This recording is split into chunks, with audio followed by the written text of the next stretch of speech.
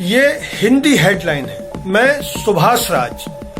लगता है कि कांग्रेस नेता राहुल गांधी की भारत जोड़ो यात्रा के हिंदी हार्टलैंड में भारी स्वागत से भाजपा को अपच हो गई है।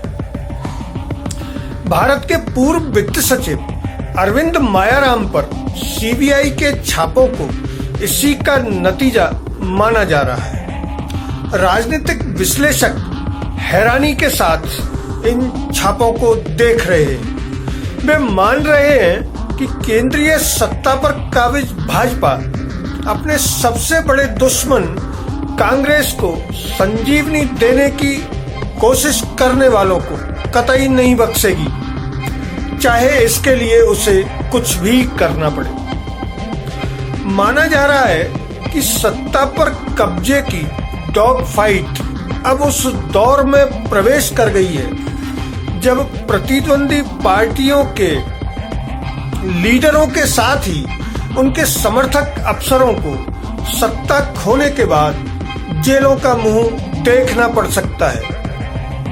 अरविंद मायाराम कभी राजस्थान की राजनीति में बहुत ताकतवर कांग्रेस नेता रही इंदिरा मायाराम के बेटे हैं। वे राजस्थान सरकार में कई बार मंत्री रह चुकी हैं। अरविंद मायाराम पर आरोप है कि उन्होंने एक ब्रिटिश कंपनी डे ला रूए को पेटेंट के बिना नोटों के सुरक्षा धागे टेंडर को एक्सटेंशन देने के मामले में तत्कालीन वित्त मंत्री को अंधेरे में रखा था। अरविंद मायाराम राजीव गांधी ट्रस्ट के भू आवंटन मामले में हरियाणा के पूर्व मुख्यमंत्री भूपेंद्र हुड्डा के साथ सह अभियुक्त भी हैं। वैसे तो ये जांच के बाद ही पता लगेगा कि अरविंद मायाराम ने नोटों के सुरक्षा धागे की डील में क्या पाया और क्या खोया, लेकिन सबसे मजेदार बात यह है कि इन्हीं अरविंद मायाराम को अपने पहले कार्यकाल में मोदी सरकार ने कई अफसरों पर वरीयता देते हुए वित्त सचिव बनाया था और उस दौरान पीएमओ उन पर बहुत अधिक भरोसा करता था।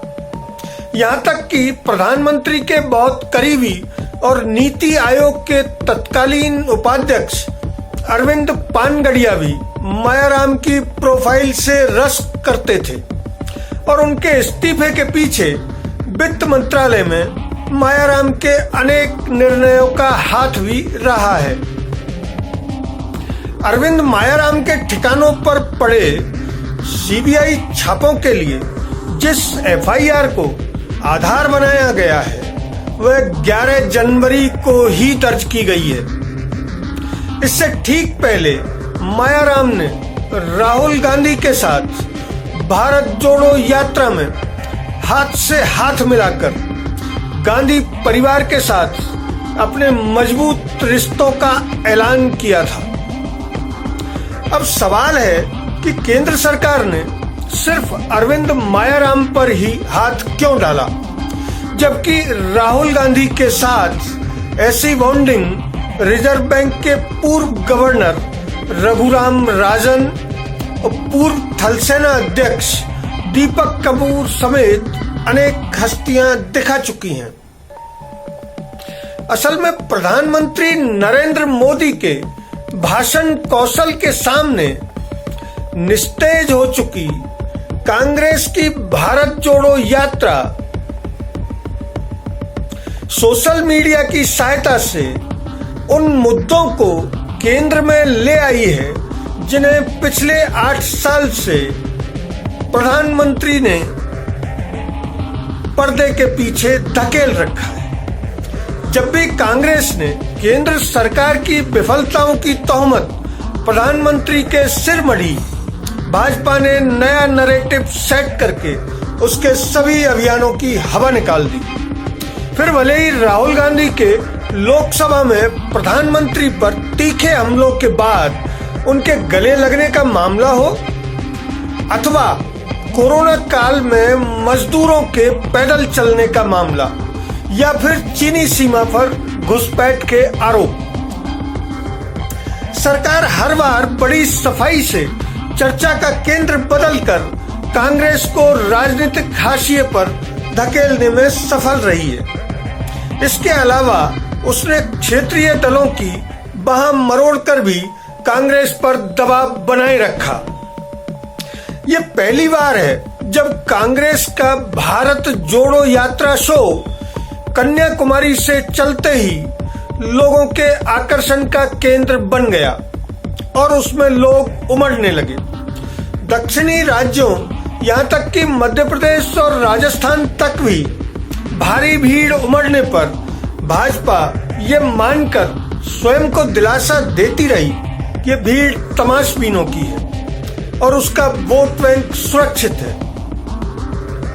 लेकिन दिल्ली की सड़कों पर आया जनता का सैलाब जब उत्तर प्रदेश और हरियाणा पंजाब तक बरकरार रहा तो पार्टी ने अपनी रणनीति बदल ली और पहली बार भाजपा के चाणक्य माने जाने वाले केंद्रीय गृह मंत्री अमित शाह ने 1 जनवरी 2024 को राम मंदिर को दर्शनों के लिए खोल दिए जाने का बयान देकर संकेत दिए कि पार्टी अब राहुल की भारत जोड़ो यात्रा को गंभीरता से ले रही है और इसके माध्यम से वह अपने मध्यम वर्गीय समर्थक वर्ग में कांग्रेस को सेंध नहीं लगाने देगी।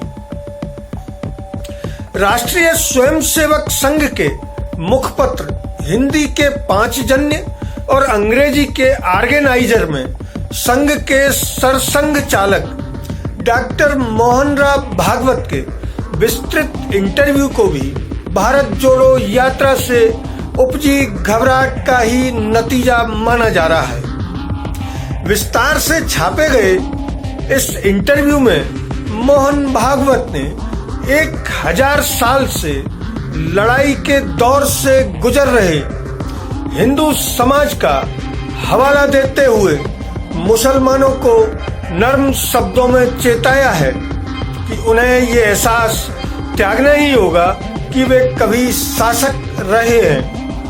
ये कहकर उन्होंने भारत के मध्यम वर्ग में सुप्त हो रहे नफरती भाव को फिर से जगाने की चेष्टा की है ताकि वे कांग्रेस के उस फिक्स 20% वोटर के साथ फ्लोट नहीं हो जाए जिसे भाजपा 2 बार धोबी पछाड़ हार देकर भी कांग्रेस से छीन नहीं पाई है।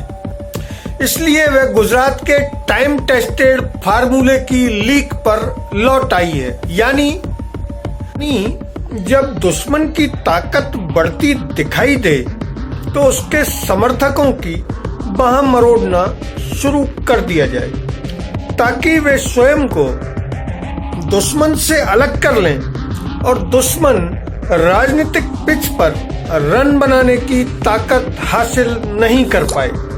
अगर ये वीडियो आपको पसंद आया तो इसे लाइक करें, सब्सक्राइब करें और शेयर भी करें। धन्यवाद। जय हिंद।